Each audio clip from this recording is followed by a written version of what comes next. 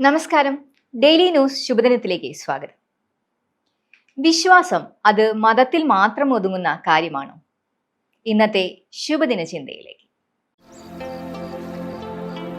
Daily news ശുഭദിനം നിങ്ങൾക്കായി അവതരിപ്പിക്കുന്നത് ജോയ ലൂക്കാസ്.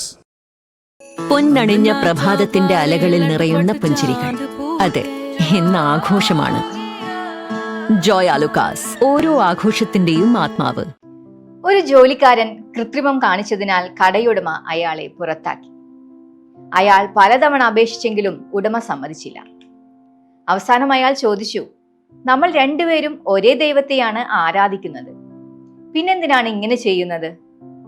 ഉടമ പറഞ്ഞു, ഏത് ദൈവത്തിൽ വിശ്വസിക്കുന്നു എന്നതല്ല പ്രധാനം, എങ്ങനെ പെരുമാറുന്നു എന്നതാണ് പ്രധാനം. ആധ്യാത്മികതയും ധാർമ്മികതയും പുറംചട്ടയിൽ മാത്രം ഒതുങ്ങരുത്. അനുഷ്ഠാനങ്ങൾ കുറ്റകൃത്യങ്ങളെ മറച്ചുവെക്കാനുള്ള ലൈസൻസ് അല്ല. സാമൂഹ്യ സേവനവും പൊതുപ്രവർത്തനവും ഒരാൾ ചെയ്യുന്ന കുറ്റകൃത്യത്തെ ലഘൂകരിക്കാനുള്ള അളവുകോലുമല്ല. ഏത് മതവും നമ്മെ പഠിപ്പിക്കുന്നത് സത്യസന്ധതയും നീതിയുമാണ്.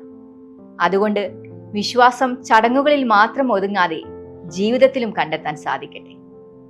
ശുഭദിനം. ഡെയിലി ന്യൂസ് ശുഭദിനം നിങ്ങൾക്കായി അവതരിപ്പിക്കുന്നത് ജോയ ലൂക്കാസ്.